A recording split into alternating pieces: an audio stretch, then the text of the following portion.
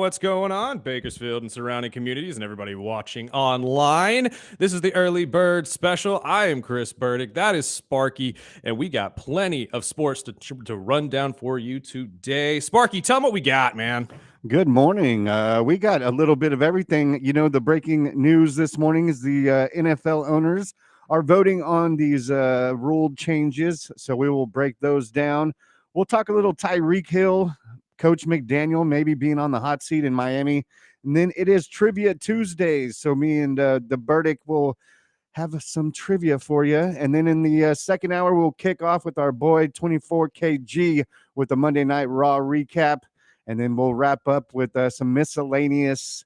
We got some the NBA season's wrapping up. I believe we're 15, 20 games away from the postseason. And we have already got a suspension in the Major League Baseball season starting as of yesterday. It's a pretty big suspension, too, if you really want to boil it down. We'll get into it when we get into it. However, as Sparky said, let's start with the NFL rule changes, or at least the proposed ones that are being voted on today. Some have already passed and some have already been shot down.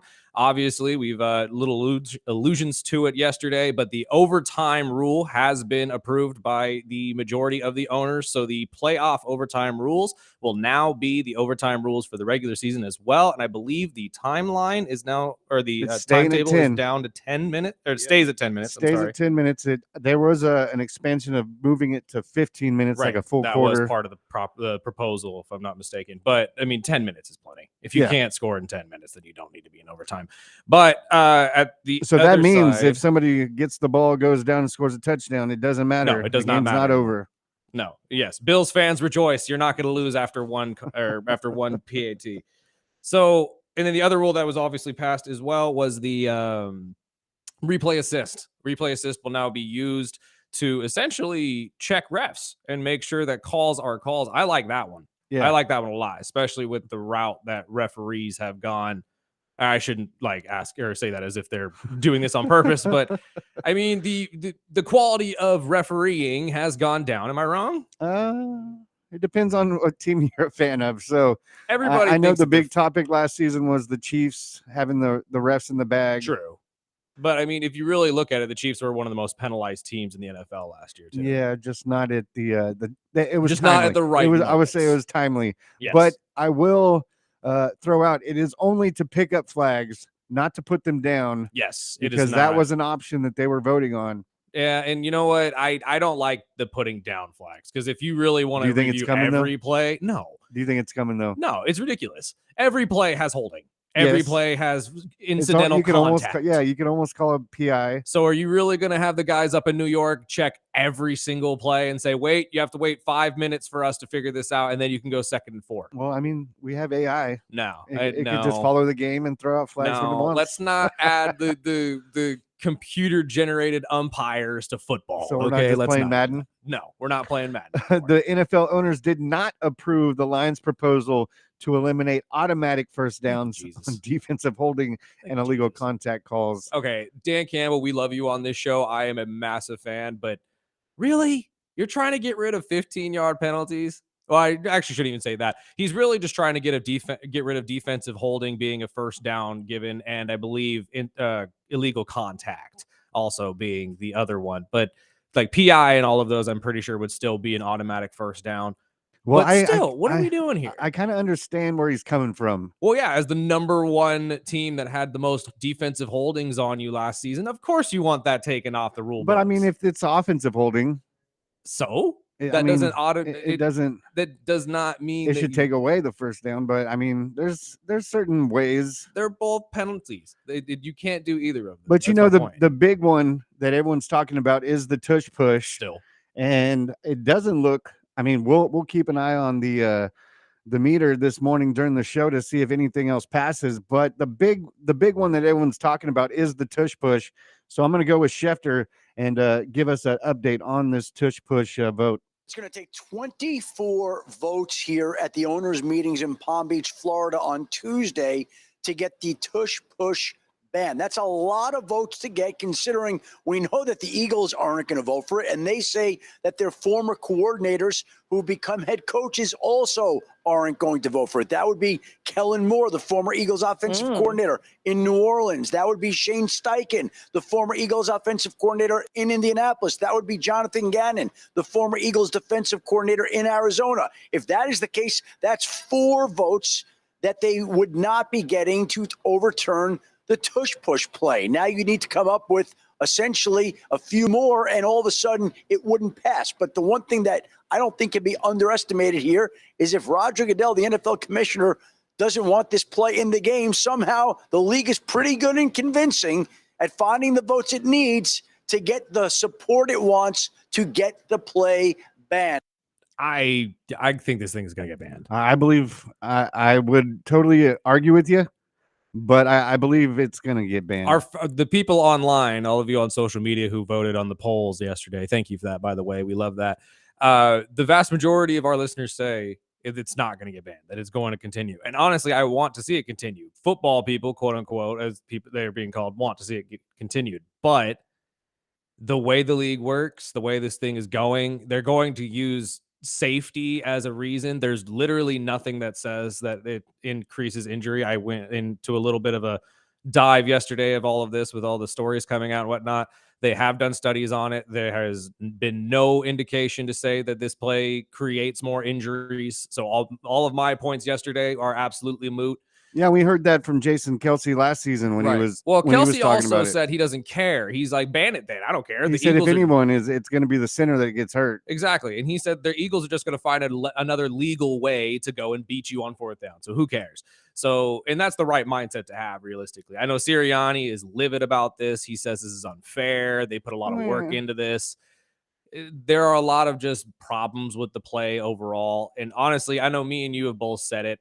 We both think it's going to get banned, but I don't think it's going to get banned for the right reasons. I think if you want to ban it, I say do what we said yesterday on the show and just make it a non-scoring play. You can't do that over the goal line. You could do it on a 4th down, but you can't do it on the goal line. Well, you're going to do it where you can only do it a certain amount of times. I mean, then you're getting into put a limit on it. I mean, you put a limit on everything else, so why not? I mean, we talked into a deep conversation yesterday because, it was kind of the same thing with the Wildcat.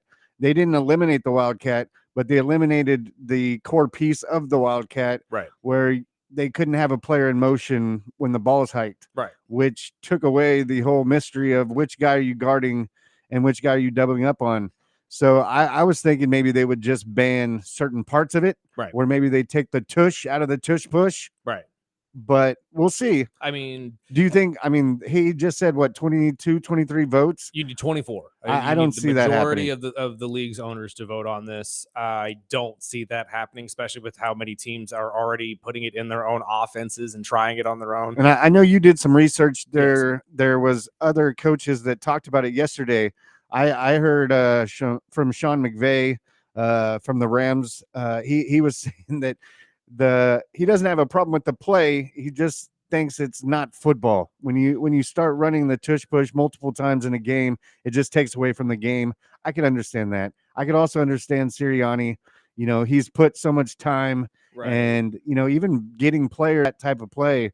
It's the same thing as schemes. We talked tons and tons about schemes right. In the first show, and it's just kind of one of those things. I mean, I've gone back to the 500-pound rookie that's in the draft this year. I mean, how difficult would that be to stop? Or maybe you get that 500-pound defensive tackle to just sit on the center, right? And you're not getting past the guy. And again, mind you, this rule was proposed by the Packers, who lost to the Eagles twice last year, neither of which it utilized this play at all. Jalen Hurts had 4 touchdowns against the Packers last year, none of which were on the ground. So this has nothing to do with that, but it's more of everything that I'm reading here, and I've read from The Athletic yesterday, which was fantastic work by them, by the way. All of the coaches I've seen are just citing either health reasons for not wanting it or, just the fact that their team isn't so sure about how well it could work. Now, I like my biggest thing with it, and I agree with D'Amico Ryans and how he said about it. It's really hard to be bad or mad at a team that's just good at something and really good at it. Like, that's really what this boils down to. Much like you guys with the Wildcat years ago, the Dolphins, it was really people were mad that they couldn't recreate it. Everybody tried. Everybody put their best guys at quarterback and tried to run the Wildcat. It did not work. It was the same thing with when Flores came in and did the zero blitz. Right. You know, no one was stopping it. It's a copycat league, and if you can't figure it out, now it's cheating. It's just Exactly. like the torpedo bats. But guess who was the first team to put it in order? The Braves. I was going to say. Look at that. The team that's 0-6 right now is trying to get themselves some torpedo bats. Yep. Look And at that. Others will probably follow. Exactly. So let's stop with the it's cheating. No, it's just because your team didn't catch on quick enough. And do you think they keep that Yeah, no, absolutely. while we're on it? Because I was going to. The torpedo bat was that. being brought up again all over the place, even on Fox News, man. Yeah, It's after all over yesterday's Fox show, News. I listened to a little bit of everything, and it was a topic. That's what's and it was incredible. 50-50, Yeah. just like the tush push. Which, I mean, again, it's all just how you feel in or like where your team stands on all of this. Because like I said, it really just boils down to, is your team on the wave or not? Because if they're not on the wave, you're most likely going to say this is cheating.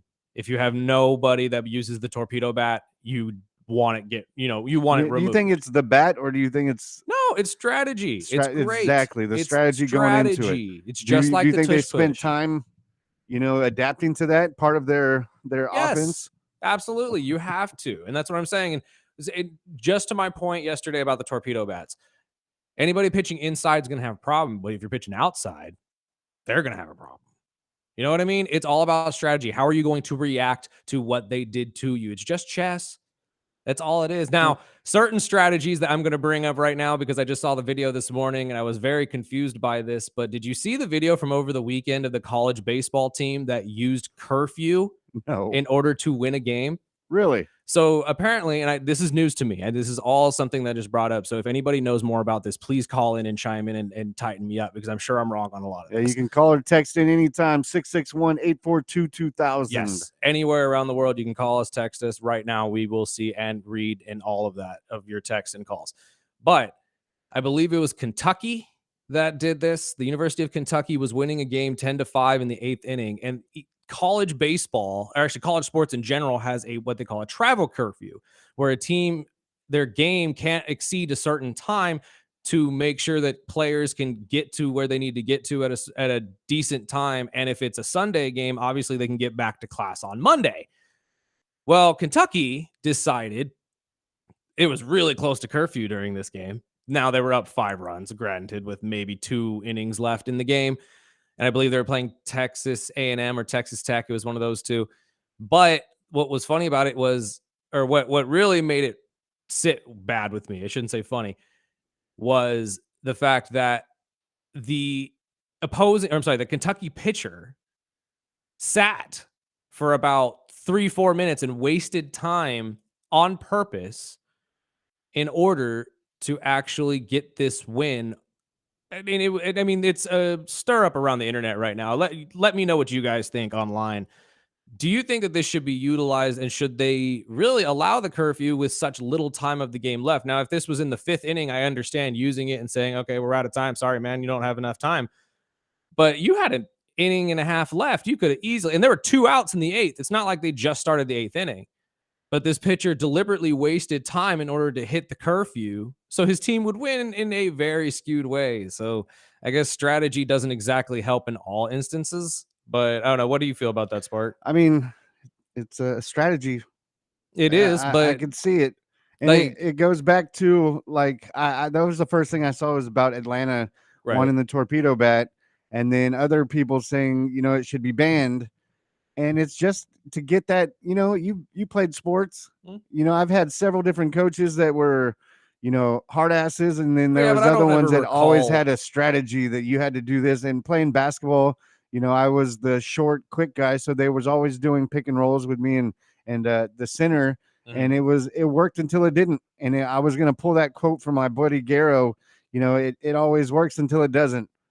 And if you can get that little piece. Well, this is going to cause a big stir around college baseball, because if you're just going to sit there and utilize the curfew, then why not just sit there or just go up by 3 runs and then wait out the game? Yeah. And then you're going to have a problem that Major League Baseball had, and you're going to have pitch clocks being thrown into college baseball. So, which is probably next. yeah, no, They're it's going most to likely keep tweaking next. on every rule that they can in every sport. But we will also be keeping an eye on all the NFL rule changes going on throughout today. And I think tomorrow is the last day of the meetings, and then they will adjourn and come back in May. Spark, you got anything left that you want? Any other of these rules that you hope get passed? I mean, there's a handful of them. You got the kick balls that they're trying to get done. The onside kicks. I saw the movement of the 30 to 4 or the 35 to 40. Which, actually, thinking about that, I'm on board with that, only because it will stop people from kicking it out of the end zone so much and actually force them to utilize the new kickoff rules, and we'll see more kick returns. I think that's kind of what they're trying to do with I mean, it's to the formation. One will set up 3 setup zone players.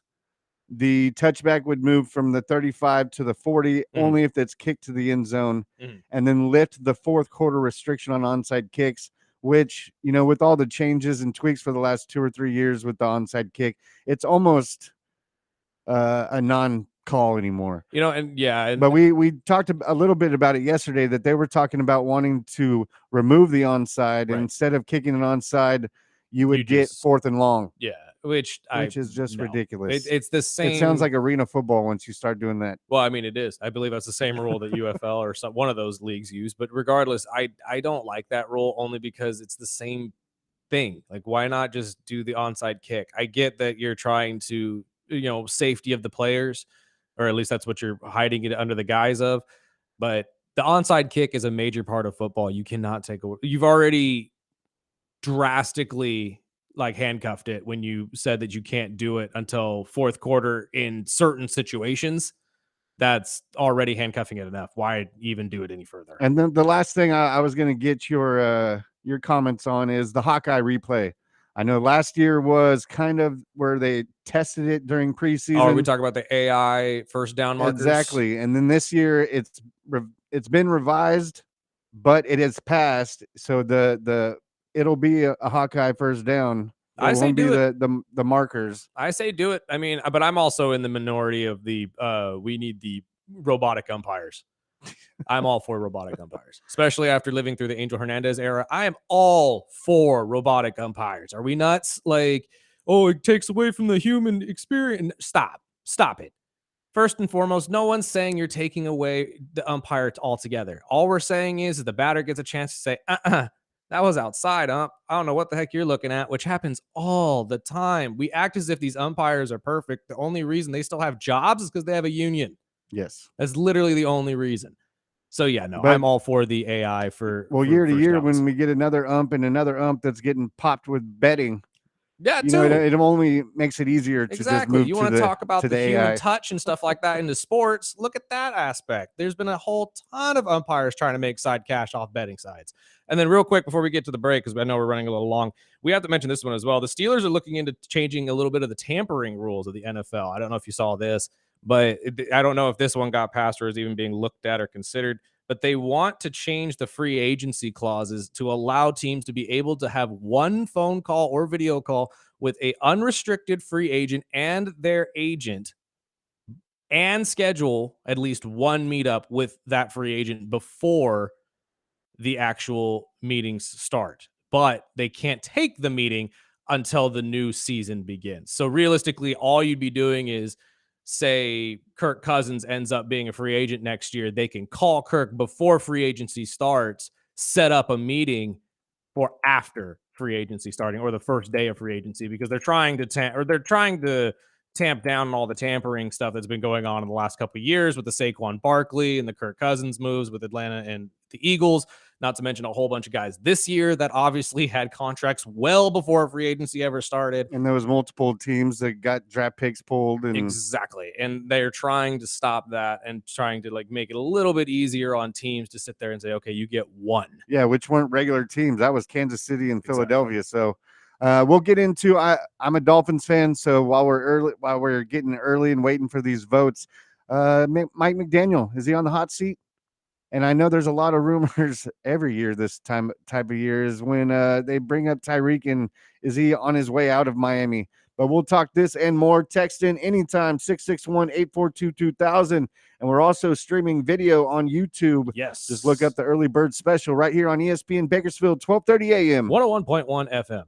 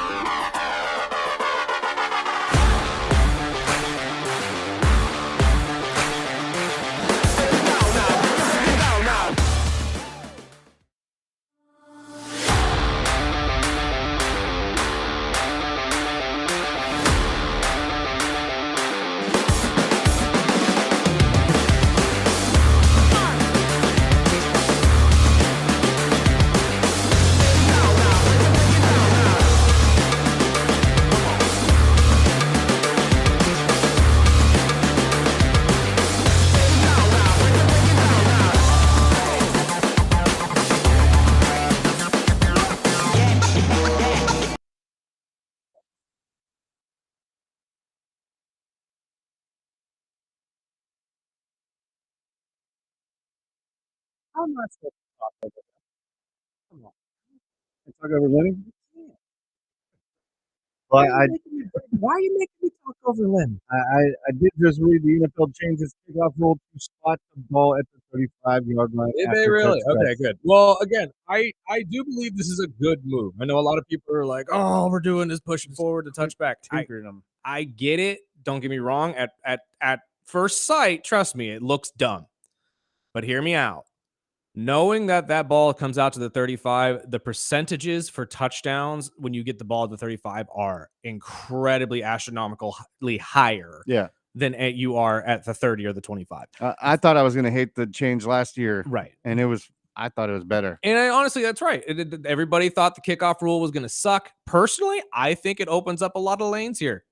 pun intended. But if you sit there and look at it, it's going to stop teams from kicking the ball out of the end zone so often. More kickoffs, more plays, more exciting plays, and more potentials for touchdowns. It's a win-win for everybody. Once you actually get into the season, you'll see it, I think. It'll take a year or two for teams to really sit there and let it sit and boil, but you'll get into it. And I'm going to move it over to Miami. I heard Chris Canty yesterday, and we'll start it off like that. But, with Mike McDaniel going into his 4th season, and I'll go with, the first year they were 9-8, lost in the first round against Buffalo by 3. And then the next year, that's the big year. They went 11-6. That's the one season that Tua played the whole season. And then they lost in that frozen tundra type game where 7-26 in the wild card against the Chiefs. And then last year was 8-9, where they took the step back. The offensive line was just horrible. And that's another thing that I'm going to bring up when we get into deeper. But now that's mixed in. Is McDaniel on the hot seat in Miami? They're underwhelming, to say the least. And not to say that Mike McDaniel isn't a good coach, but at some point you're going to have to break through that wild card round ceiling. And right now it doesn't feel like they're anywhere close to that. As a matter of fact, it feels like they're hustling backwards. It feels like they're regressing. And so if they continue to have another one of those years where they're seemingly taking a step in the wrong direction, then not only do I think Mike McDaniel is probably gone, but I think they're getting rid of the general manager, and they're going to have some serious questions about the quarterback too. Yes, I believe that 100% true. Miami, not only is this stat has been brought up to every time Miami plays Buffalo or anybody with an above 500 average, but since McDaniel's been there, he is 3-14 against teams with a record of over 500. Right. And not only that, but they talked to Mike McDaniel yesterday at these meetings. And I mean, I have to give the guy respect, because not a lot of coaches, I mean, they kind of hide from the, I'm not on the hot seat. I take every game by, every season by each season. But, with this type of coach, McDaniel, if you can understand his language, because he does talk a whole different type of football language. But this was Mike McDaniel addressing the hot seat rumor. Again, Nick Sirianni was on the hottest seat. But if we had more closer to the season that we were chasing, if we won 2 more games, does that make me a different coach? I think it's important for me to do my job the right way, that I never look at any sort of entitlement to having the job, because shame on me for everybody involved. And that I'm very comfortable in that. So every year, to me, if you're not feeling heat on the seat, you have the wrong urgency. It should be that way every year, because this is not my gift. This is an incredible responsibility that, I only sign up for because I think I'm the best person suited for it. And it's as matter of fact as that. So we don't have to have any of those weird conversations. I applaud his reaction. Oh, absolutely. Like, good for you.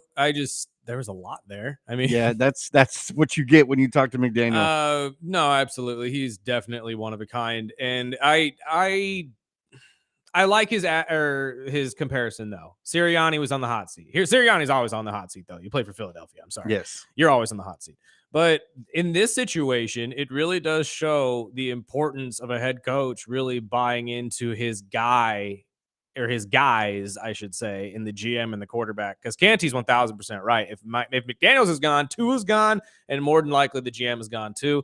And it just is a massive restart. But realistically speaking, I don't know if he loses his job this year. I personally, I could see it both ways. As a Dolphin fan, I was unhappy with his play calling last year.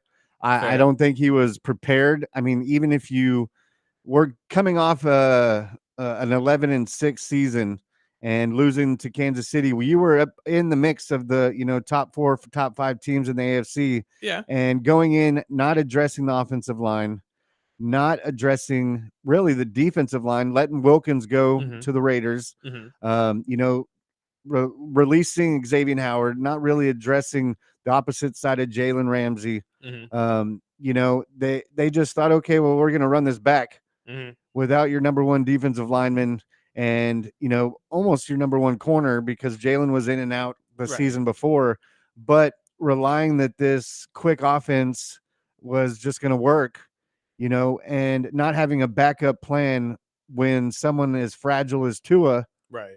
So when Tua went down, it looked like they were lost and he didn't adapt the offense to a different type of quarterback. And how many times, I mean, we watched Skylar Thompson, we watched the Tyler Huntley. We watched a bunch of different quarterbacks and it looked all the same. Mhm. It didn't look like he was there and they didn't go deep. And you can look at this because, once again, the Tyreek Hill trade rumors is going on like normal. I told you this wasn't going away. So in 2021, the final season for Tyreek in Kansas City, he finished up with 1,239 yards and 9 touchdowns. So the first 2 years in Miami, he finished with 119 receptions both years. And both years, he had over 1,700 yards receiving. Mm-hmm. That is the type of guy you were trading for. Last year with Tua going down and like I refer back to Mike McDaniel not adapting with a different quarterback, he finished the season and he played every game. He finished the season with 81 receptions, 959 yards with 5 touchdowns, which you look at those stats. Okay, well, that's a solid year for a normal receiver. Mm-hmm. But the amount of money that they were paying this guy to be a number one receiver and a Pro Bowl or a standout, an MVP type receiver, and that's where they fell short. No, absolutely. But you obviously wanted the Kansas City Chiefs version of Tyreek Hill. Or we wanted the first 2 years in Miami. Right. But I also think, I've always blamed GM Greer because he's done some weird stuff over the years, but I think it'll start. I don't think Tyreek goes anywhere. But if he does, it'll be halfway through this season. Mm-hmm. I think if Miami starts sluggish and they're looking at 4-4 or even worse, yeah, I think they'll start taking calls. No, absolutely. And I believe either McDaniel might be safe, but they're going to have to get rid of Tua or they're going to have to find a solid backup, which they addressed this offseason, if you call that addressing it.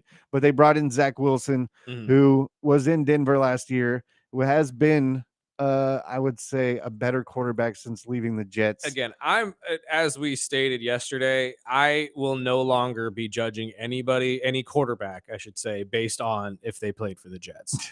The only quarterback that will ever be based on his time with the Jets for me, 2 quarterbacks actually, will be Namath and Mark Sanchez.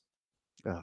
I'm sorry, Mark Sanchez. I love you because you're a former Trojan, but the butt fumble I can never forgive you for. Now, with your guys' situation, personally, as an outside looking in kind of a person here, I think Tua is most likely the first one gone. I don't think Mike is the first one you let go of because Mike McDaniel's offense has been proven to work. And really, now thinking about it right now, I genuinely believe you let go of Mike McDaniels, he goes back to San Francisco. Yep. And they get the band back together with him, obviously the DC coming back this year and Shanahan. And I'm drawing a blank on Saleh. Yeah. Saleh coming back as the DC. And then we get the Getting absolute the band back monster of a team that was the San Francisco 49ers again. And that's another team that, we can refer. It's almost like, getting rid of Debo. There's a lot of talk about Ayuk getting traded. They haven't re-signed Purdy.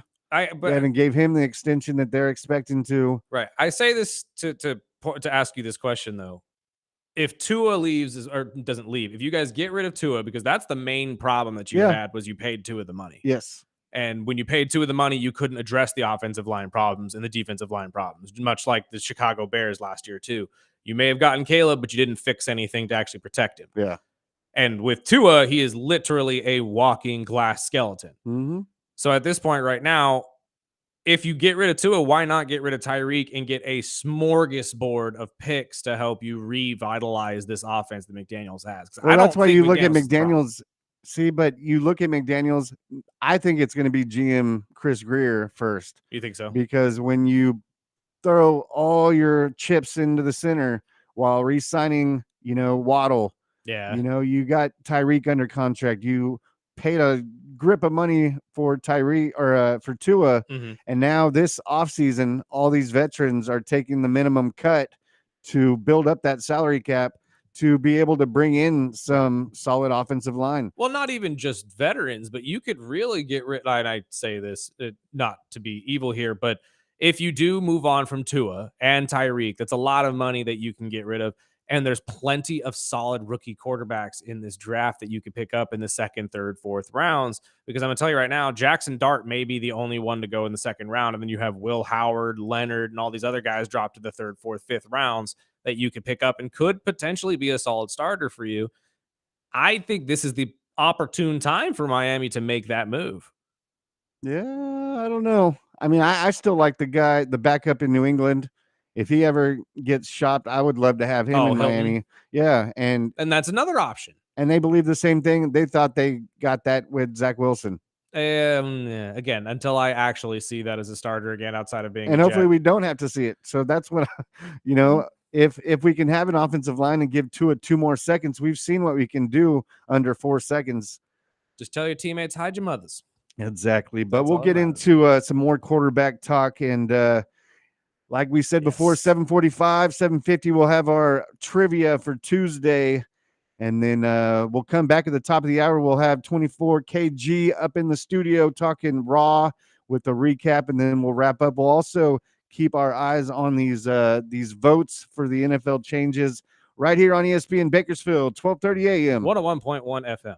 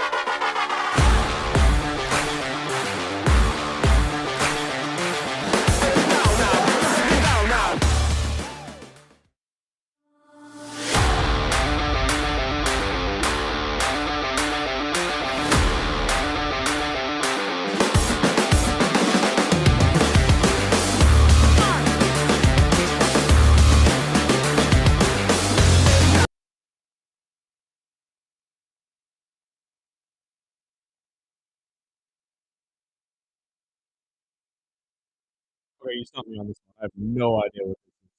Murph. He'll be in Bakersfield next month. We were just talking about it over here. The looks like the push has been tabled. Has it really? Yeah, they're not going to vote on it today. I have a feeling. Hey, you're probably not going to get a vote on this until the Until May. May meetings. Yeah, it's too early. Teams still need to figure out if they actually want it gone. And it's again, you have to argue to me. What's the difference between the tush push and the wildcat? I guess, I mean, again, I get that fundamentally they're vastly different plays. It's not what I'm saying.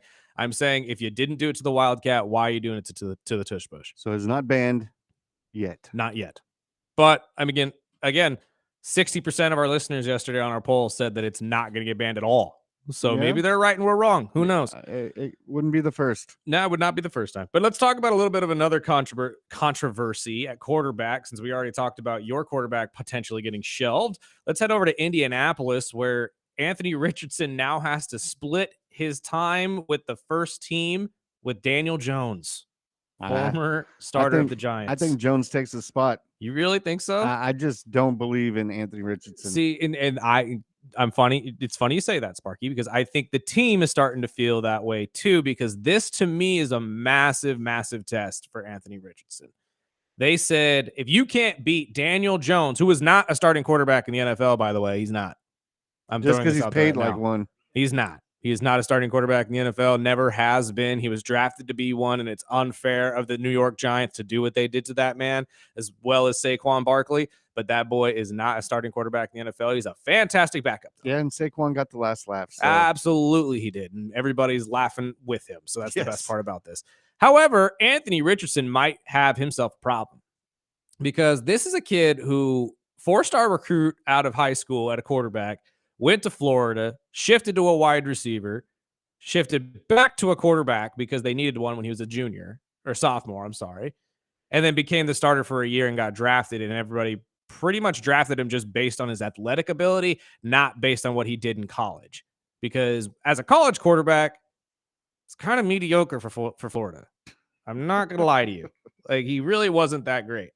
And as a starting quarterback in the NFL, it seems to be doing the exact same thing. Now, the only difference is that he has been injury riddled in the NFL, and it's been unfortunate to see. I think he has a lot of talent, but I don't know, Dan. I don't think Daniel Jones beats him out for the spot, though. I think the guy is mediocre at best, and even parring him up against Daniel Jones, I think he makes Daniel Jones look good. I mean, that's fair, but I mean, this could also be one of those situations where the guy gets spurned by his former team and then goes somewhere else, say Miami. That could be another option. I think he has the talent. Because he could run. He could run, and we've had other quarterbacks that can do that and adjust it, but maybe it goes back to that scheme talk again. Maybe it's just a bad fit. I mean, maybe that's just not the type of quarterback. I mean, look at the last 5 quarterbacks in Indy. Right. The quarterbacks that have been successful in Indy are almost like a Daniel Jones type quarterback. The step back and throw, not a running quarterback. I mean, look at the Flacco year, go back to Andrew Luck. Yeah, I mean, that's fair. That offense is Peyton Manning, set obviously, to be a 3-step quarterback.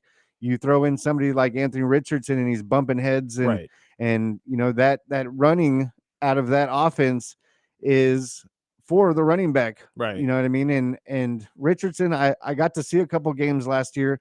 Luckily, one of them was in Miami, and we beat the snot out of him because he threw 3 or 4 turnovers and fumbled a few times. And I had no idea, but if you look at his career in the NFL, he's been injured most of that career. And when he's came back, he's had 1 or 2 good games, and then the turnovers, and he tries to do too much. I think he gets one of these coaches, maybe is a good backup for Bo Nix in Denver or somebody like that, somebody with a quarterback type mind coach. Right. And I mean, anybody that plays with Sean Payton is going to look good. I shouldn't say that as if Bo Nix isn't good, but Bo just fits Sean Payton's scheme very well. He really reminds me. Yeah, Harbaugh too. I don't know. Bo Nix really, really reminds me of Drew Brees. Like, it really does. The scheme, the way he's built, the way he likes to throw the football. It's very, very Drew Brees-like. And I think that Sean Payton somehow found a way to strike lightning twice. But at this point right now, with the Colts situation, one, I have to counter you. Daniel Jones, in my opinion, is a running quarterback because he's not the best throwing quarterback either. But he's also just a liability on offense. The guy's 24, 44, and 1 as a starter in 6 years with the Giants. Now, granted, it's the Giants. Nobody was expecting the Giants to be any good the last 6 years outside of Saquon Barkley. But at this point, that has to be partially Daniel Jones's fault as well. And not to say Anthony has been any better. He's historically low in terms of accuracy for a quarterback. So if you're the Colts, it's really between a rock and a hard place right now. But again, Well, you're sitting as a Colts fan, which I know a couple of Boydston and I feel bad for you guys, dude. I mean, do. you're looking at that quarterback room. Are you having any regrets? Yeah, lots of them. I mean, why aren't they in the quarterback mix? Because while maybe they draft one, and this whole conversation goes out the back door, but I mean, but again, there are quarterbacks out there. I could see Texas's Quentin Ewers out there. I could see him being a good fit for the Colts, especially if we're talking about them going back to a pocket passer-esque quarterback like a Peyton Manning or an Andrew Luck. But I don't see them buying into that right away, which is the problem when you're the Colts, because they're wanting to compete now because their division is very weak in the AFC South. It is very winnable, even with a bad quarterback. So that's why I don't know if Anthony Richardson is going to be there long term. Or is this another team that we're talking about in 8 months where they're tanking for Arch? And that could potentially be a thing too. You mean, could you relive the Manning days in Indianapolis? Because I mean, Archie, I don't know if he comes out his first year though. I think he takes at least 1 to 2 years. I know it's been in the rumor mill. They've been talking about it, No, especially the money they're making in the NIL. So I know, and he's going into his first year as a full-time starter for Texas. I'd venture to believe he stays at least 1-2 years because I think there's a little bit of pride in that Manning family blood, and he probably wants to see if he can outplay some of his uncles. Of course. So I think that he, statistically speaking, wants to stay and at least pad his stats for 2 years, maybe. So you might be looking for a tank situation for a couple years if that is the depending on what team. He'll probably really tinker his decision based on that. But we are on Trivia Tuesday. You are listening to the Early Bird Special right here on ESPN Bakersfield, 12:30 a.m. 101.1 FM.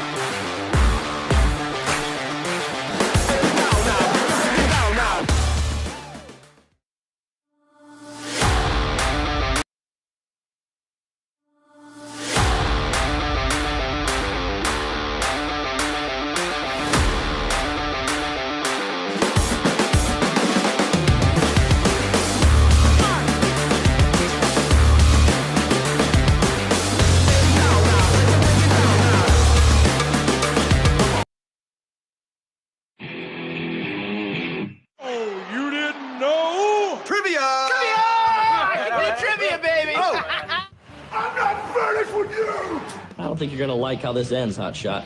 Say my name. Your ass better call somebody! I win! I win! Time to play the game! Welcome to the Early Bird Special, as it's Trivia Tuesday with Burdick and Sparky. Wow, look at you with a host voice. What was that? Where did that come from? Oh man, listening to Road Dogg just brought back some old boy. memories, man. That was Oh, yes, as Sparky just said, it's time for our you didn't know trivia time. Do you want to do yours first? You want to do mine? well, KG. I know Kimball's in the house as well. We'll get him here in the next Well, 5-10 minutes. And this Mine is based on wrestling, so is it okay? My trivia game or trivia question, which if you have the answer, feel free to call or text in at 661-842-2000. But who is the only wrestler in history to be in all WCW, TNA, AEW, and a WWE video game? Is it Hulk Hogan, Sting, Macho Man, or Goldberg? Go ahead and say that one more time, Sparky, for people. So who is the only wrestler in history to be in a WCW, TNA, AEW, and a WWE video game? Is it Hulk Hogan, Sting, Macho Man, or Goldberg? Yeah. Sparky? I mean, our guest is in the building. He's the wrestling Yeah, what guru. do you Do you think? have an answer, my friend? Goldberg. Oh, no, it's actually not. It's not. It's Goldberg. not It's Goldberg. not. I thought it would be too. I figured he's been through Nah. a couple decades. Yes. I know the answer to this one, but I'm also skewed because I got it right away when you told me this. When I first read it, I thought it was either going to be Goldberg or maybe Hogan, So- but then I had to go in. I was like, well, he wasn't in. So for you listeners, KG just AEW. narrowed it down to 3 options for you. So now it's either Hulk Hogan, Sting, or who was the third? I'm sorry? Macho Man. Macho Man Randy Savage. So if you have the answer to that trivia question, feel free to chime in or text in 661-842-2000. Hopefully we will have some sort of prize or something to give you. I'm not 100% sure if we have it today, but we will definitely have the hookup for you. We'll in the near take care of future. you. We'll take care of you. We promise. But real quick, before we get to KG and his wrestling segment, because we do love to talk wrestling on this show, as we always do, we have a little bit more football talk to get to, Sparky, Uh-oh. because we have to tighten ourselves up. Is it going to be AA Ron? It is AA Ron. I'm sorry. AA Ron was actually meeting with the Steelers over the weekend and threw with DK Metcalf in his saw own the little video this workout morning. promo. If that doesn't tell you where he's going, I don't know what does. At this point in I still think he the free retires. agency. You think he retires? I still think he retires. He's doing workouts with the team. Like, you got to give him something, Sparky. I think he'll be co-hosting with McAfee, and then maybe if the JJ McCarthy thing doesn't pan out, 8 to 10 games into the season, they bring him in to finish the season.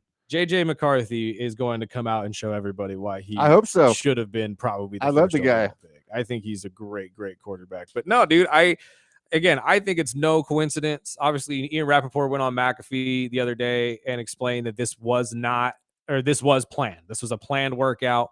So obviously he's in contact with the Steelers organization. So Steeler fans, I'm sorry if you don't want to hear this, but some of you may, because you've been without a dominant quarterback for quite some time. Since Big Ben. You may have Aaron Rodgers coming to Yinzer Town here very, very soon. So either rejoice or hate it. I don't know. Let us know. Call in, text in. How do you guys like it? Do you want Aaron Rodgers as your quarterback? And honestly, at this point, Sparky, I'm going to present this question to you. Do the Steelers put themselves back in the championship conversation with Aaron Rodgers at the starting quarterback helm? I mean, I don't think it puts them any closer. I'm a defensive minded guy. I think Pittsburgh's defense is the reason they've been in the mix. Always. And I still don't think Pickens is their receiver by week 1. I still think they shop him. I know him and Tomlin have had a bumpy relationship, I would say, and having DK, another I would say big ego. I just think that's too many. And I'll go back to my same comment as yesterday with Aaron Rodgers. I think the guy with his character, I won't bash his ego, but I think his character and Tomlin's isn't a good fit. You don't think Tomlin's going to put up with that No. nonsense? And I thought he was going to have a better year with New York just because he can push around management and bring in the players he wanted. And I think he would still want to bring in his type of players. Oh, absolutely. And you can say, But DK and all these players, but they also left. They let Najee go. Yes. I still think Pickens will not be there. I don't know, dude. I think they're buying into this DK Metcalf, George Pickens situation that they have brewing here. And honestly, I can say this again from everything that I've seen and everything that I've heard about the guy. I don't know if there's any quarterback that works as hard, if not harder than Aaron Rodgers to at least perfect his game. It's much like Trevor Bauer. He may be weird, but there's not a lot of people like him, and he's talented. So you just got to take the talent with what you got. And if he's a headache, he's a headache. And if we've seen anything in the NFL, great coaches know how to deal with quarterbacks with egos. So I think Mike Tomlin, it'll be a great, great coach to hone in. I think if it was 10 years ago, it would be perfect. You know what? That's fair. But you know what? That's enough football talk for right now. We've talked about an hour about it. We got KG in the building. We'll talk a little wrestling. Raw was last night live from London. So we'll get the update on that and everything going into WrestleMania. You're listening to the Early Bird Special on ESPN Bakersfield. We'll be right back.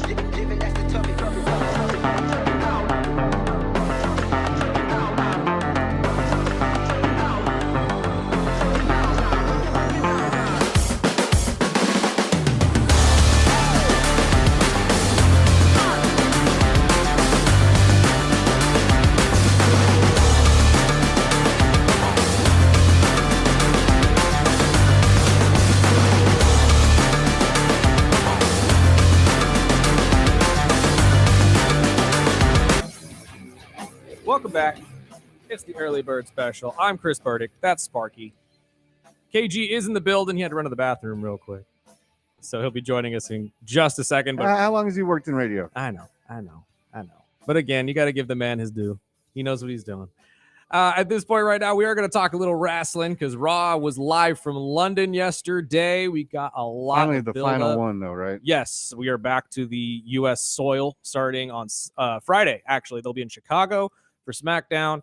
And as we said yesterday, if you are a wrestling fan, WWE fan, they are coming to town here at Dignity Health Arena June 6th for a live TV showing of SmackDown. We will be on television. Pre-sale tickets go on sale tomorrow. Yes, they do. So if you're a fan, I would definitely look into grabbing some of those. They will sell out quick, especially with how hot everything is going right now. I'm not sure if John Cena will be present. We'll see how WrestleMania goes. He was on the post. He was on the post, but I don't know if that was just them reusing a picture of John to get some news here. But KG is in the building, finally.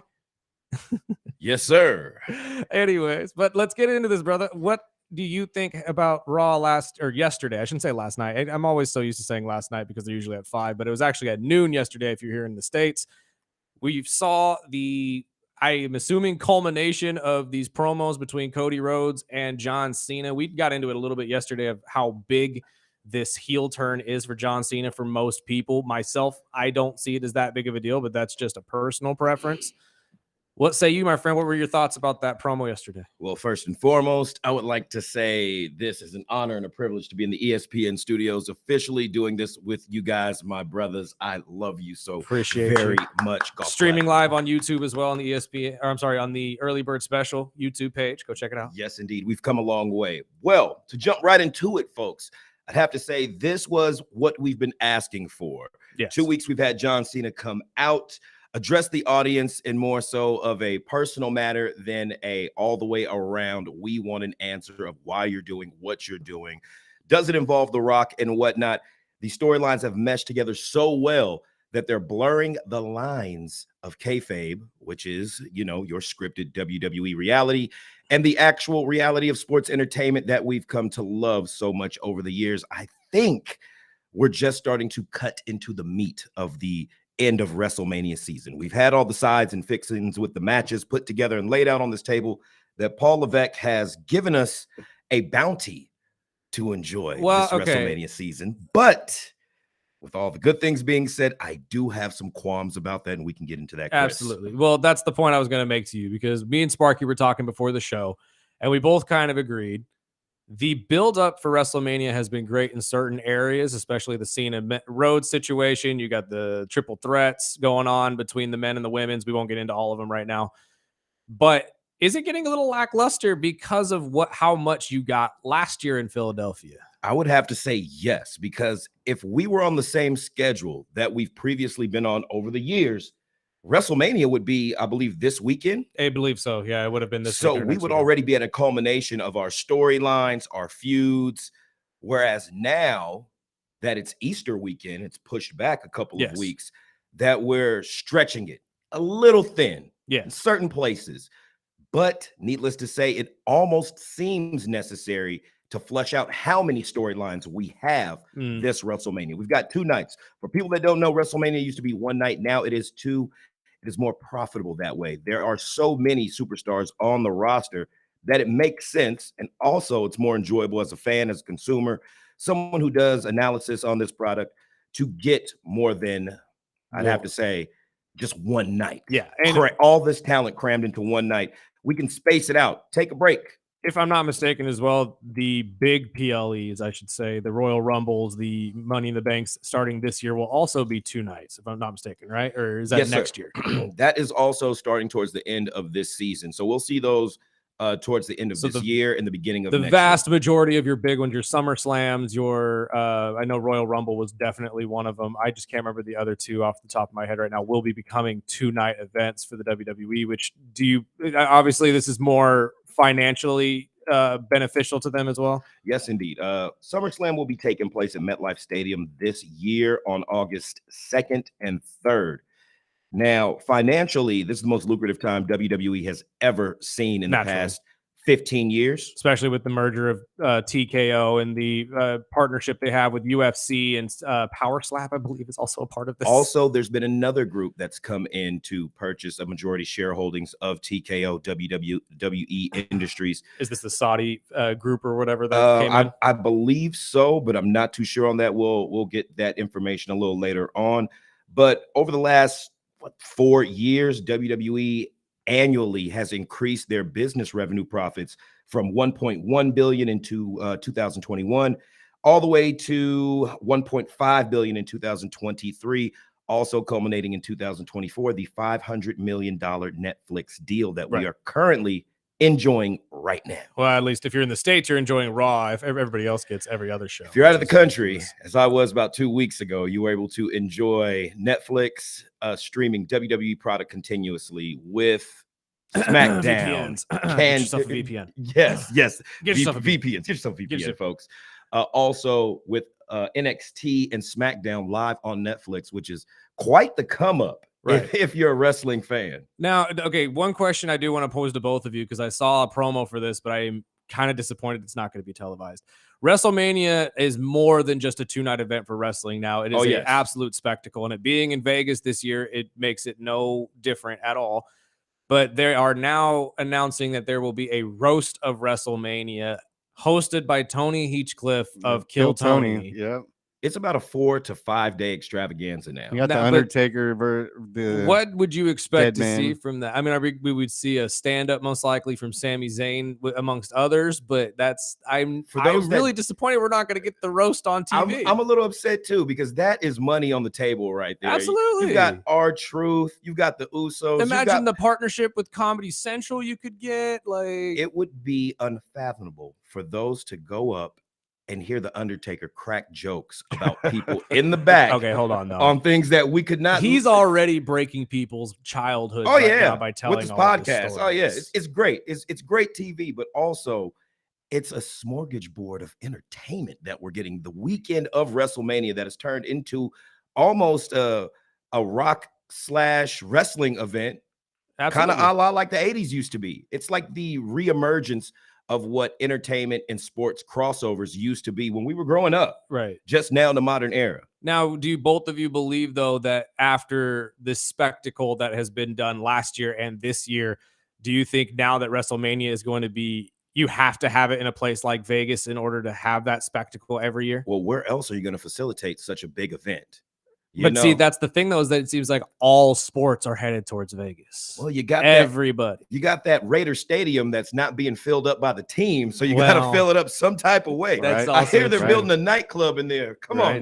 Well, I mean, they have a casino, so you have to do something. I mean, LA could definitely do it as well. Absolutely. LA could pull it off. I think New York could pull it off. I see Riyadh really trying to make a play for a WrestleMania. See, but I don't think you'll ever get a WrestleMania outside of the States. Question. That actually was going to be my question. Do you guys think there will ever be, well, excluding London, O2 Arena, which seems to be a plausible destination in the future? Maybe Glasgow, Scotland.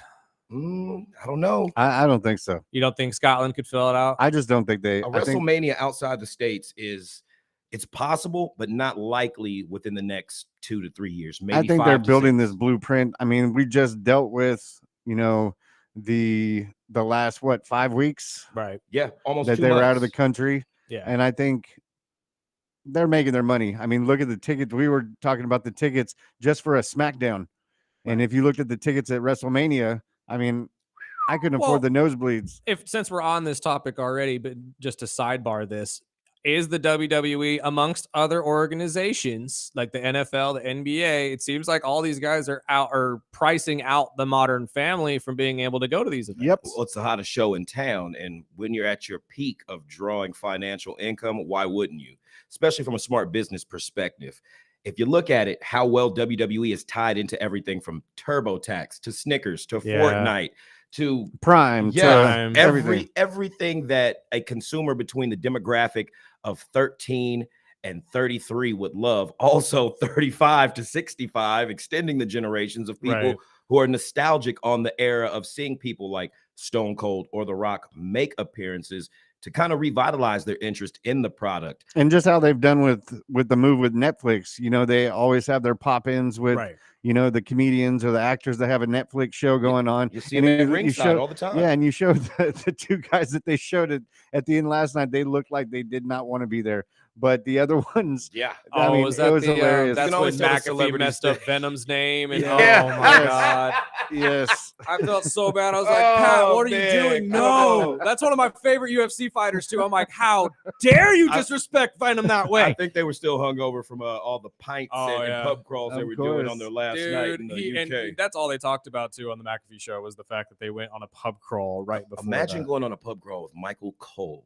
Imagine going on a pub crawl with a 7-foot man named Wade Barrett. I couldn't imagine it. I couldn't imagine but going back to Raw, I mean, the beginning, I mean, I think this was the best one we've seen so far with Cena. And I was expecting The Rock to come out because there was a lot of rumors saying that The Rock was around. And, I would say, even taking the shot by not saying the shot, but even bringing up Vince in the bantering back and forth. Well, not even just Vince, but they brought up Tony Khan. Yeah, I think this is the best Cody Rhodes has looked on the mic, sounded on the mic. in a long time. Right. Since his arrival in WWE, the references that were made to AEW and how he got on himself Right. with hey, I've got a shoulder tattoo on my neck. Yes, Yeah. that was all hilarious. those things, great. And it took away some steam, or so you thought, that John Cena would use in his promo and attacking Cody Rhodes. But no, Cena is the GOAT for a reason. Yeah, Yes. Cena ripped into him, which was fantastic. Oh my but God. And real quick, let's tighten this up a little bit because we're talking as if everybody knows what we're talking about here. There were multiple jabs by John Cena and Cody. Cody more brought up Vince McMahon, who is now no longer with the company and is a very big black area for the company right now. Very with dark the cloud. legal situations Very going dark on. cloud. We can get into that in a whole different episode. And then my favorite part, though, is what John said. John, after taking the Vince McMahon jab, said, I build empires for billionaires. You steal money from their kids. Now that is a stab at Tony Khan, son of Shada Khan, or I'm sorry, what's his dad's name? Shad Khan. Yes. Shad Khan, the owner of the Jacksonville Jaguars, amongst other sporting events.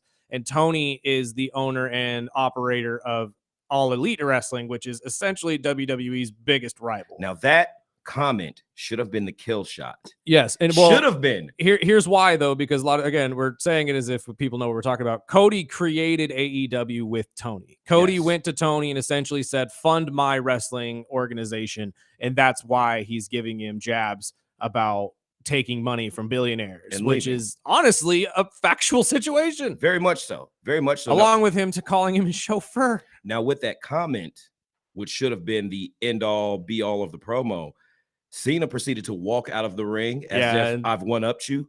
But on that apron, Cody said something that stabbed Cena in the emotions right back, which was, out of all the arenas that I've been to, fans have never chanted, I can't wrestle. Yeah. Now that, if we remember, was something that drove Cena crazy. It drove him to improve his moveset, travel, learn, do all these different things that people said he couldn't do. And yes, he showed us a springboard pop-up stunner, the flash fist, and a Hurricane Rana or two over the years. Yes. Not much, but still something to show that he's really, putting the effort Hurricane Rana in. is more of a Frankensteiner if you really want to get into it. With some elevation and help. I'm not saying John Cena doesn't have leaps, but he doesn't have a lot of He can do some box jumps. White men definitely can't jump in this. I'm not going to say all of them because look at the NBA, but I'm just saying, he could have done some box jumps. He's a little top heavy. When you're about 265, all muscle, you might skip a leg day or two. Yeah. I'm just and I will say the end of that was pretty weak. No, absolutely. And where he played dead. Well, he sold the move. Oh, yeah. But was it expected for Cena to really take a shot right now? Because you know what that means. When you see your challenger, your opponent, someone in a Cena role get done before WrestleMania or a big PLE event, usually it's a setup. Logic goes, that person's walking out with the title. Yeah, Cena's coming pissed. And that's what I'm saying. I genuinely believe Cena will win this title at WrestleMania. I hope so. Here's my point, though. And Sparky, if you don't mind queuing up that audio for me that we didn't get to play yesterday. So yesterday we got on the topic at the very end of the show about why I didn't believe John Cena's heel turn was that big of a deal. And I didn't get a full chance to explain it, and I'll explain a little bit better today. Personally, as I played for you guys yesterday, John had already broken down how he was going to do all of this months ago during his Ricky Stenicki interview with Chris Van Vliet, because Ricky Stenicki, they already had it planned back when Rock Cena was happening back in, oh Lord, what year was that? 2012, something like that. It was supposed to be one night only, one time only, and they ended up doing it once, twice, or three times. I don't even know, but he was supposed to be a bad guy, so he explained what was going to happen with all of that. However, he made a very interesting comment at the end of this when Chris Van Vliet brought up the point that a potential Cena and Rock could be heel at the same time situation. So go ahead and play this audio real quick, Sparky. Imagine a world where The Rock and John Cena are a heel at the same time. So the weird thing is that's supposed to happen. Like if you think of the course of human life, no one is perfect, right? And it's very tough each day to wake up and live a good life. It's tough to be mistake-free. So that's like human trajectory. We all go through patches where we make decisions against our value system. We all turn heel at one point. It's just a matter of if you see the light. And I think that's what makes a lot of the characters redeemable is you take a really good guy and then have them lose their way. It's Darth Vader in Star Wars, but you want to root for him because you don't give up on that guy. I know there's good in him. Like that's beautiful. Those stories are beautiful. That's my point. We're watching the WWE's version of Star Wars. Cody Rhodes has multiple times said his favorite movie series of all time is Star Wars. So Cody is Luke, John is Vader, and Palpatine is The Rock. And right now we are sitting in the middle of Empire, gentlemen. Well, thank goodness we got rid of Vince McMahon, because that would have been our that would have been a Kathleen very, Kennedy very there. bad comparison to Palpatine. However, my point still stands. We are watching essentially their version of Star Wars because the first episode was him beating Roman. Okay. The New Hope Okay. coming out, winning the see where you're title, a new going. hope for Cody Rhodes. I like how this sounds.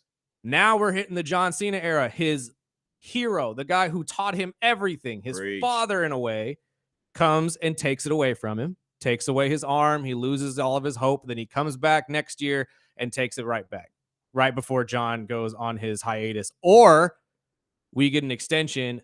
The Rock takes it away from John before John goes on, before he finally retires, and we get Cody and Rock. You know what? We're gonna have to get you some keys to the Magic Kingdom and get you a pass to Disneyland. Well, it'll be better than the lady who was running Star Wars earlier. Because man, that was a beautiful analogy. But also, I would have to add in that this more so reminds me of something that could potentially happen that's already happened in a previous WrestleMania. True. Where we could see a double turn.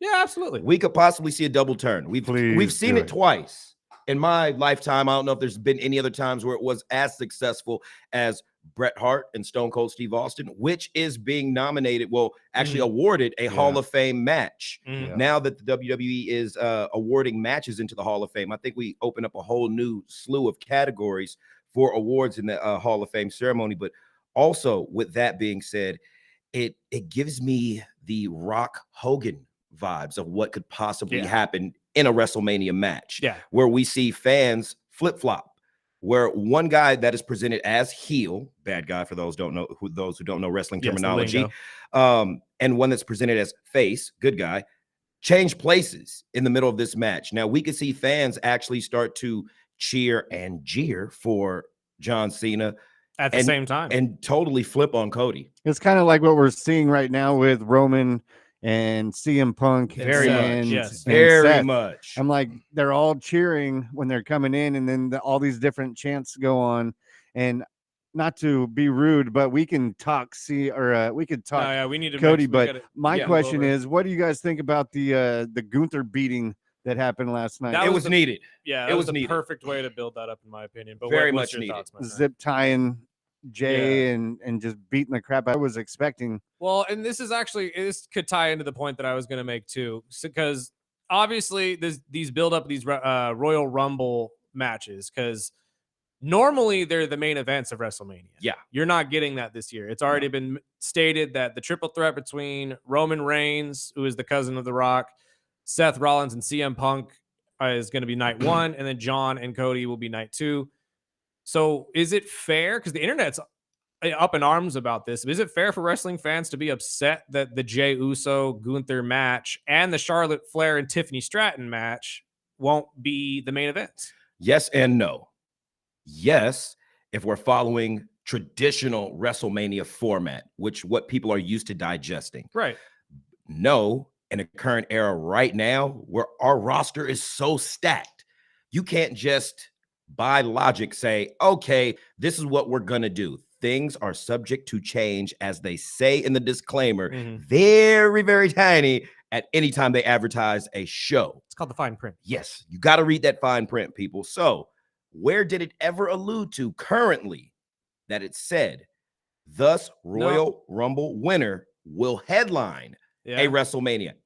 Only says world title match granted. That's what slipped past everyone this year, I believe, that is complaining on the internet. That's fair. I still think Gunther pulls it out, but with the last Vehemently two nights, it's kind of shifted my thought, because with the beating of his brother and putting the fire under Yeet, and for your I'm like, old school now I'm fans, starting to think Gunther doesn't pull it out. Two things. For those that didn't know, in this European house circuit match that they've been working, Gunther has been in a storyline with CM Punk. And CM Punk has been winning via this little thing here happening or a disqualification in some type of way. But what it made me think was after the Roman Reigns encounter at WrestleMania, is this CM Punk's road to a world title? Probably. I hope not. More than likely. Because at this point right now, you're building Roman and Seth again.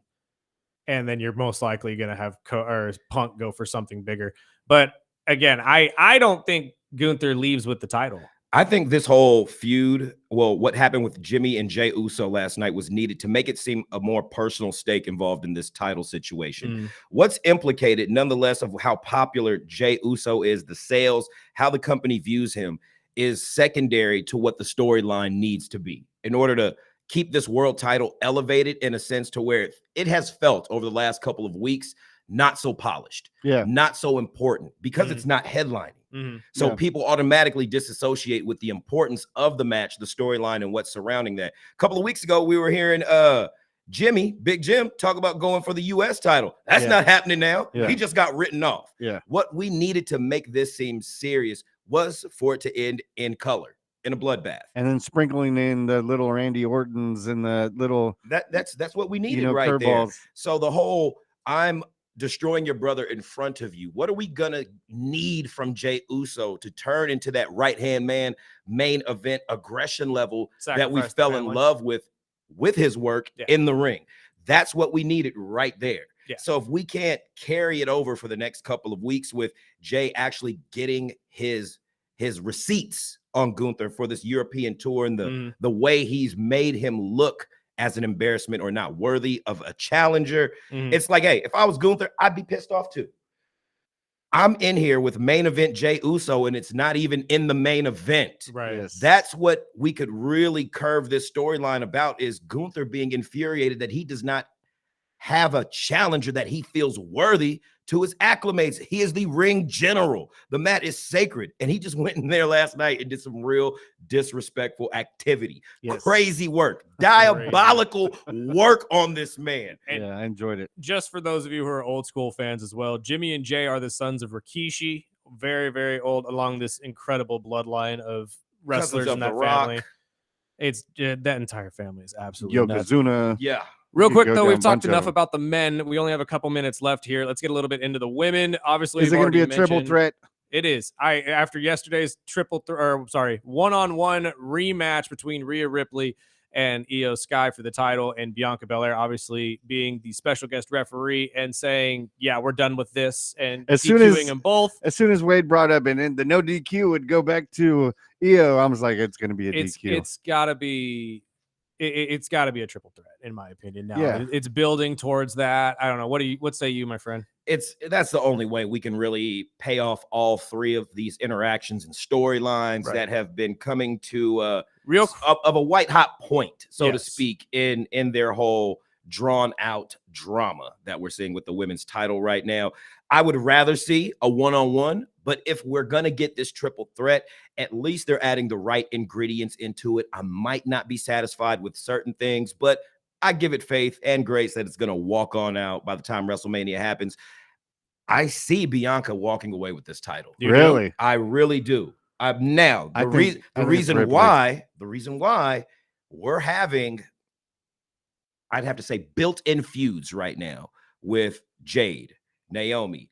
Their challenge somewhat viable right now. We're not going to see too much of Meacham challenging for anything major right now. No, she'll be in the but you're getting a trickle-down effect of who is a potential challenger, contender, and threat for whomever walks away with this women's title at WrestleMania. Yeah, it's all set up. See, I'm sticking with Rhea. Rhea's obviously my favorite, so I'm going to stick with her. However, I think that you're also forgetting that Naomi could become a part of this match. Yes, that's what I was thinking. Very much ruin it for Bianca. Yes. So I think that is more than likely what they'll write into the storyline here. And I don't know, maybe one of the other two pulls off something, then you don't need some outside interference. But personally, it doesn't make sense to me to have all of that build up from the Naomi storyline just for Bianca to walk away from it with nothing to happen. And I have to bring up, do you think Charlotte pulls that title from Yes. Tiffy? 1000%. Yes. I'm sorry they dropped the ball with Tiffy time. I was very excited for her. You know main what roster annoys me call-up, too? I mean, but she's getting better on the mic. No, she is, but the way But they not in made the her ring. look last week was Yes. terrible. Yeah, it was no, they horrible. need more of those promos. They need more of the. For those of you who don't know, they had Charlotte Flair, daughter of Ric Flair, longtime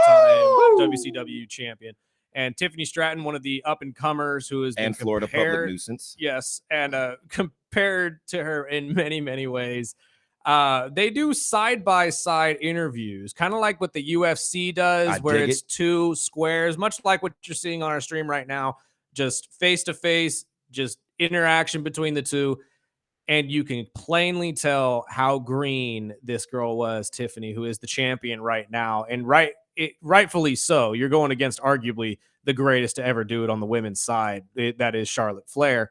But it has to come to a head. She has to lose it. Like I told you off air the other day when we were hanging out, it just seems to me like this move by the WWE was maybe a little too soon to kind of get it done and then move into something better when Charlotte came back. Indeed, I agree. So before we get out of here, let's just go over some quick match results from the things that we skipped over. We had the New Day and the New Catch Republic making return Sparky's new favorite tag team. Yes, with that was Pete awesome. Dunne and Tyler Bate, where they were defeated by the New Day. Of course, we know that Gunther went over Jey Uso. Judgment Day, Finn Balor and Dominic Mysterio won their match over Penta and the Intercontinental Champion Braun Breaker, and double disqualification for Rhea. And what do you think about the AJ and Logan? Oh yeah, AJ and great Logan. Top 5 heel Logan Paul, and these UK crowds, they've been great. But I'm ready for the show to come back to the States. He's not wrong on that though, dude. We got to start giving Logan his due. He is one of the best. I'm still not heels. drinking Prime Energy though. No, it's not. It's not good. Sorry. Yeah. If you're a Prime fan, sorry. You have no fans here. Sorry. But that is all the time we got this follow week. 24KG. We appreciate your time. Thank you, guys. We will see you next Tuesday. Yes, and sir. We're planning Thank you, on getting you in a couple more times before WrestleMania. And we'll get a couple more videos in for the YouTube page as well. So look out for those. Most Plenty of definitely. wrestling content to get into. We got to get to a quick break, though, and pay some bills. You're listening to the Early Bird Special right here on 101.1 FM and 1230 AM ESPN Bakersfield, and streaming live on YouTube on the Early Bird Special.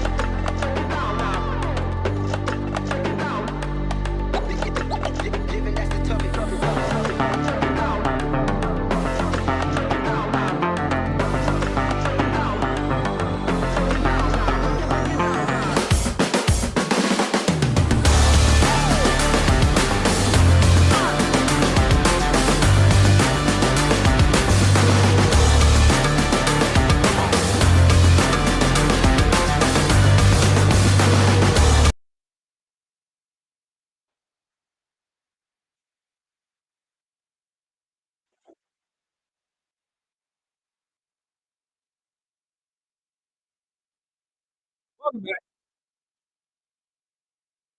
This is the early bird special. I thought you were playing Adam Cole's theme song for a second. I was waiting for the Bay Bay. Bay Bay. I'm Chris Burdick. That's Sparky. Big thank you to 24KG once again to stop by. He'll be with us every Tuesday at 8 o'clock for Wrestling Talk. Yes, there is. Absolutely. And again, join in, text in, call in. We'd love to hear from you. This is just as much your guys' show as it's ours. There's plenty to talk about. In fact, Sparky, we threw out the trivia question. We didn't even field any text messages. Do we got anything in there right now? Oh, we got a couple. we got? The first one said Macho Man. Macho Man. No, Which that is is not correct. incorrect. I'm sorry. The next one said, love the show. Is it Hulk Hogan? It is not Hulk Hogan. So that should already give you the answer if you've been paying attention. Yes. So it is Sting. It we is had Sting. a couple that the icon that himself. Come on Sting. now. And I got it wrong. Burdick was the first person I know. I ran it by him off the air, and he jumped on it as the wrestling Well, expert. again, if you think about it, Sting is also the only one to have wrestled for all of those promotions. Right. So would only make sense that Sting is the answer because Hulk Hogan was not in AEW. Neither was Macho Man Randy Savage. Macho was dead well before that was ever a thing. And if you know anything about the WWE, they do not allow anyone to use their intellectual property at all without their permission. So they are not going to allow that. We got anything else in there? We got a couple with the one was saying not college baseball rule, and it's the actual SEC rule of something we were talking about about the curfew. Rule. Okay, so that's an SEC thing. Okay. Well, it's the SEC, so it's the South. So obviously it's screwy. So that makes sense. But it just, I don't know. What are your thoughts, Sparky? Like, it's obviously it's a strategic thing to get kids back in school at a proper time so they could be at their classes on Mondays. That's a good thought process. But as a parent that has to drive around and pick up my son when he's out at these events, right, curfew is probably the best. Curfew is the best, but these are college kids. Let's remind that they don't care about curfew. In fact, they're going to break curfew anytime they can. And but maybe they need that structure. It's just, in my opinion, to use that as a strategy to win you a baseball game is ridiculous. I mean, at this point right now, you're already dangling on a game that's, I mean, they're mad about torpedo bats. They're mad about torpedo bats right now. They aren't wanting you to use a time clock to win a baseball game. So that's kind of ridiculous. Is that all we got though, Spark? Yes, that's this. That's the one. But well, since we're already talking baseball, let's get to the big suspension from yesterday that we kind of dangled at the beginning of the show. As a Phillies fan, I am very, very excited to say this. Sorry, Jeanette. MLB has slapped a 80-game suspension on outfielder Jurickson Profar of the Atlanta Braves for PED use. PEDs have obviously run rampant in baseball for years. They've been trying to snuff it out. You never will. I'm sorry. But it is what it is. At this point right now, though, this is a big suspension for the Braves. If anybody who has been following the Braves and their success the last couple of years, Profar has been right in the middle of it. He is very much loved. This apparently, though, from what they are saying, took place, or the PED use took place when he played for the Padres last season. Now, last year he did have career years in average OBP, slugging percentage, and home runs. All and areas in which power has a lot to do with. The Braves chalked it up to him developing his stance. Said that he got a better stance from working with Fernando Tatis Sr. and Jr. back in the winter. Clearly, that is not the case. He got busted for what's known as, oh, Lord, I'm going to butcher this, but I'm sorry. Chorionic, I'm not even going to try. CHG. Yes. It's CHG. It's a PED. Don't worry about what it does. It's the steroid, and it is not legal in baseball, and he will serve an 80-game suspension now for the Braves, who are looking at a 0-5 record, dead in the mug, already ordered their torpedo bats because God, anything can help you. Well, that can change everything. And they're still waiting on superstar Ronald Acuna Jr. to come back from injury. This is going to be a big thing because they're obviously very strapped at outfield. And they made an interesting trade a couple days ago with the Reds for an outfielder, a Stuart Fairchild, who most likely will fill in a little bit. They also have Alex Verdugo for you Dodger and Yankee fans out there. He's in their AAA right now, if I'm not mistaken. So there are options.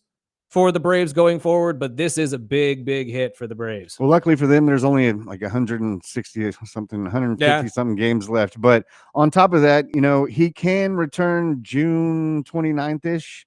But one little fine print that is in this suspension is he cannot play in the postseason. Nope. So a part of the MLB's Joint Drug Prevention and Treatment Program, he can return June 29th as long as he stays out of trouble before then. But he cannot play in the postseason. He will not be eligible. And also, I thought this was pretty cool too. He was scheduled to get $12 million this year, $15 million in the next 2 years. He will not be paid at all during this suspension. Ouch. I'm sure that's a thing that baseball does for everybody, but they don't really like to talk about that part of it in people's funds. But yes, this man will not be paid whatsoever for using PEDs to play baseball. I thought we were past this, by the way. I thought baseball players were like, you know what? We don't need to use steroids, but apparently we haven't gotten past the Mark McGwire era and everybody needing to launch 150 home runs. You can be a valuable player to your team in this generation just by hitting 260. There are players out here in the MLB that can't hit 210. It's ridiculous. The Mendoza line has to be skewed just for players to get put on the team. It's dumb. You don't need PEDs anymore. Yes. Just get on base, Billy Bean. We did get a listener text in, says Profar getting suspended is hilarious after last year, the crap he pulled at Dodger Stadium in the playoffs. He did. He absolutely did. Again, playing for the Padres, Profar was a big part of their offense, but there's a lot of animosity with him in the Dodgers organization now with the stuff that he did. And Tatis, he was right there with Tatis and Machado. Again, this entire situation is funny, especially as a Phillies fan, because, again, anything to see the Braves go down is a good thing for me. But it's going to stall the Braves ever more in what will potentially be a lackluster season for the Atlanta organization, which sucks, but these things happen. And you have to rules. I just don't understand why we still got guys out here pumping PEDs to hit home runs. You don't need that anymore. They need guys who get on base. Get your damn bat. It's not that big of a deal. I know baseball, we want more home runs. We said it yesterday. But at this point right now, hitting a 260 will get you on a club. So just hit 260. You don't need to hit 50 home runs in a year. You really don't. Max Muncy has shown you can get on a ball club by hitting 190. Shoot, Kyle Schwarber, if we want to go there. I'm a Phillies fan, so I'll say it. Schwarber hits a home run or he strikes out. I love the guy, but he does. And that's not good for the game. It's not. I'm sorry. So this is a good thing. It's a good sign to see from baseball. I love that they're cracking down on this ever more. And honestly, anybody who gets busted for PED, even if it's a first-time use, you should get the 80-game slap. That's my personal opinion. Yeah, and I like the pull of the postseason. Even if, something like the PEDs, you might as well just suspend them for the season. You might as well. At that point, because it does take they hit you with this long of a suspension, by the way, because it takes that long for the substance to get out of your body. System. It is not, steroids don't stay in your body like that. It doesn't work. You can't sustain it. So they have to constantly use it to stay that big. So if you don't use it, obviously the strength will leave over time. That's why they slap you with an 80 to 90 game suspension. But at this point right now, again, like I said, baseball players shouldn't be worried about hitting more home runs. You should be worried about getting on base. At this point right now, Moneyball is proving true. And it's funny because if any team would actually put it together like Billy Bean did in that movie, you might actually win against the Dodgers. You potentially could beat the Dodgers. Watch it. I'm just saying. But that's all we got for baseball. Yeah, we're so do you want to take a break real quick and we'll get into the NBA, or what do you want to do? Yeah, let's wrap up this segment. We've got one final segment to wrap up this Trivia Tuesday. Oh. Right here. And we do have an update. We do. There was another rule. It's been tabled.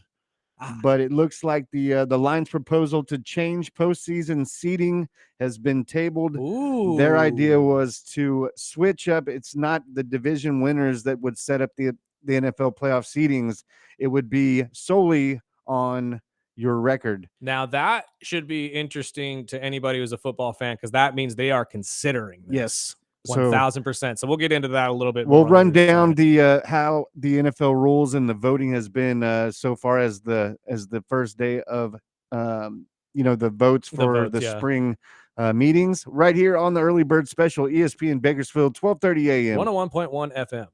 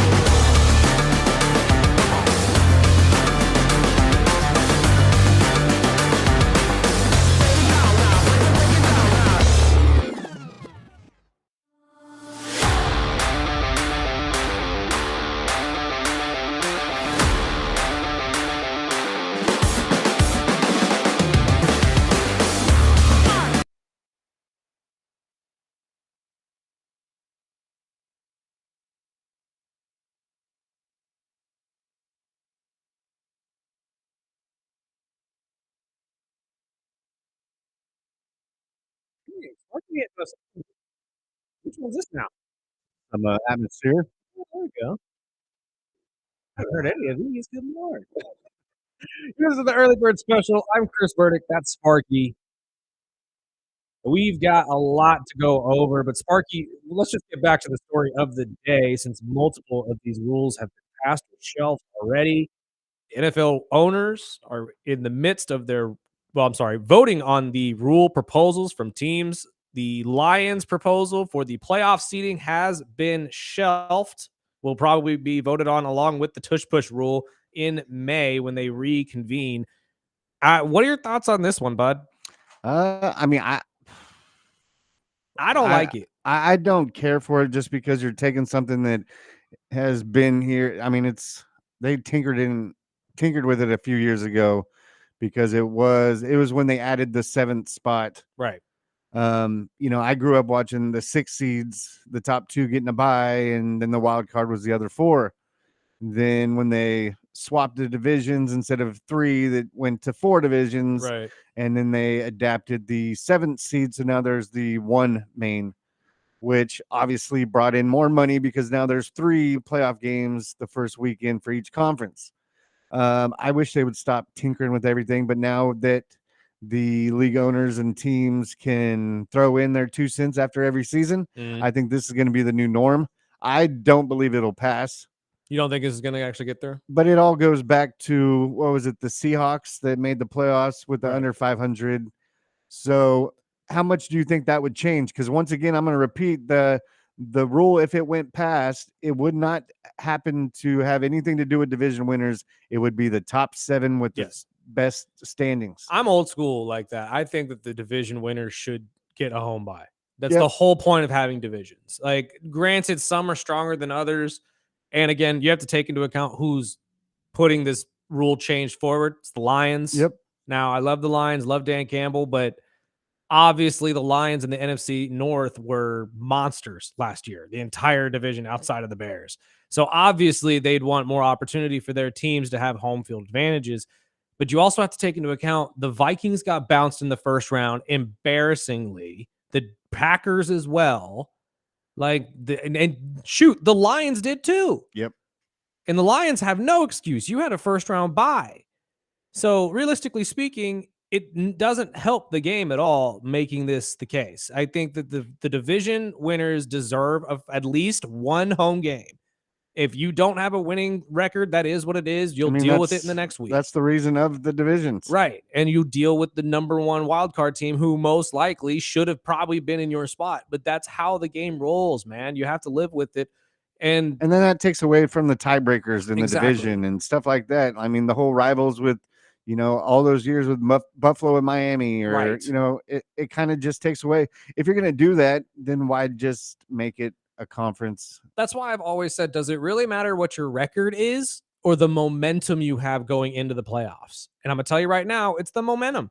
Look at the Rams last year. They were awful throughout the first half of the season, came back, won 10-7. I think they were the 4 seed because them and the Buccaneers were tied. Yep. And they still almost made it. They were 1 play away from beating the Eagles and making it to the Super Bowl, in my opinion, because they would have made it past the Commanders. So is it really your record, or is it the momentum that you've built? And I personally think that this would just ruin that. I think that this is just a winning team trying to make more for themselves, which you should, but I don't like the rule change. And I think it just stirs it up. I mean, it stirs up the next round of meetings where they'll also talk about the ban of the tush push. Right. And we talked about that earlier in the first hour, but it was something that we were expecting to be voted on today. And it looks like it's just gonna be tabled to May, but it's one of those things. I had a feeling that it wouldn't get voted on today just because of how polarizing a lot of the teams are being with it right now. Well, after they put out all the quotes from, all the coaches and the GMs from other teams, I mean, it looks like almost like a split down the middle. Well, I think McAfee put it in a very beautiful way yesterday on his show. A lot of people don't want to be seen as not football guys. And this is a football play. Where really it's a rugby play, but it's a rough and tough football play. So a lot of these guys are voting against it without saying they're voting against it, much like actual politics. So it just, in my opinion, I don't think you could take anything that these coaches are saying verbatim, because a lot of them, I mean, the Bills head coach sat there and said that he's worried about the health of the players. You had Josh Allen doing it half the season. You don't care. Stop it. You care that it doesn't work for you like it works for the Eagles, and it doesn't work for you like it works for the Eagles because you don't have their offensive line. It's all the wordings exactly, and how it adapts to your team. Exactly. Much like the torpedo bats, it has nothing to do with them cheating. It has everything to do with your team not being at the plate when they're supposed to be. So it is what it is. But with one of the rules that did pass this morning is the kickoff.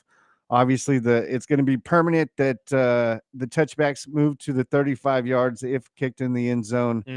They lift the fourth quarter restrictions on onside kicks, so the onside kicks will be back. It won't be a 4th and long like some teams were trying to push. They will now allow a second possession after the first possession touchdown in a regular season OT. Good. And they did not extend the fourth quarter or the overtime to 15 minutes per Philly that tried to push the 10 minutes to 15. It will stay at 10 minutes. But for Bills fans, if, Mahomes goes down and scores on the first drive, you will get the ball. So, I mean, does that really take away from the big, coin flip? No, not at all. And honestly, at this point, it just makes the game even more strategic. You have a chance. Like I said earlier, if you get scored on and you can't score the next time down, you deserve to lose. That's how it should be. It should be next score wins, but you both have a chance to score. And honestly, if it wasn't going to be that, we were going to go to college rules, and that means you get the ball at the 30 and everybody goes into the end zone the entire time. And that isn't what the NFL wants at all. And they expand the replay assist. Yes. On picking up 15-yard fouls, but it will not. Once again, it will not. You cannot challenge a penalty that wasn't called. Right. But you can challenge a penalty. That is beautiful. I think we need more what's the word I'm looking for referees?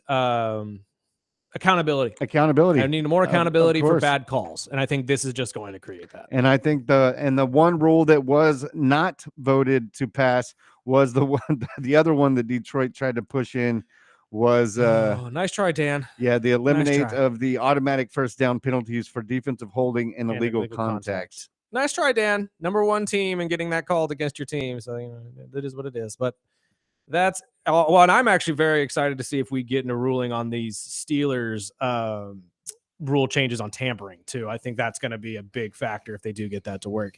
But that is all we got for you guys today. Thank you so much for listening and joining us. Join us back here tomorrow, 7 to 9 a.m.